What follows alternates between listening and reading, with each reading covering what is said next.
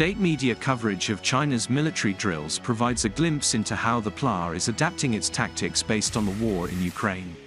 The drills carried out by the Joint Armed Brigade of the 82nd People's Liberation Army Group in Hebei province involved using reconnaissance drones and radars against opponents equipped with portable anti-aircraft and anti-tank missiles.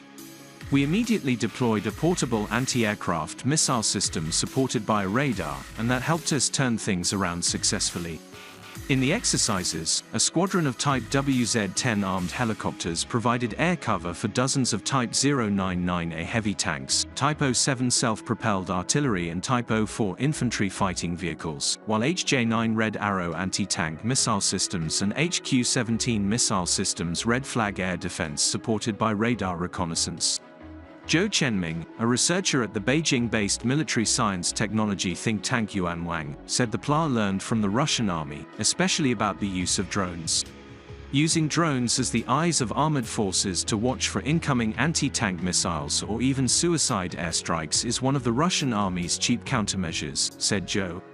Retired PLA instructor Song Jungping said the scenario in the CCTV program appeared to reflect fighting conditions in Ukraine. Ukrainian ground forces have reportedly used portable Stinger anti-aircraft missiles to take down Russian warplanes, and its Marines have deployed Javelin anti-tank missiles to destroy Russian armored vehicles. The Ukraine war has inspired many militaries in their modernization efforts, said Song. The PLA is keeping a close eye on Ukrainian war to update training.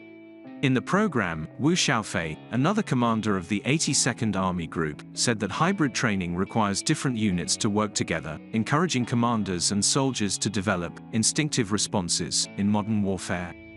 We use real combat as the backdrop for our training scenarios, break down complex scenarios into smaller scenarios and try to make training subjects individual but critical, said Wu. After repeated training, the response becomes instinctive both mentally and physically for commanders and soldiers so they can deal with similar problems in real combat situations. The 82nd Army Group, formerly the 38th Army Corps, is primarily responsible for Beijing's security. CCTV said the Joint Brigade was the PLA's first ground force unit to meet hybrid warfare requirements, armed with the most advanced and expensive weapons systems.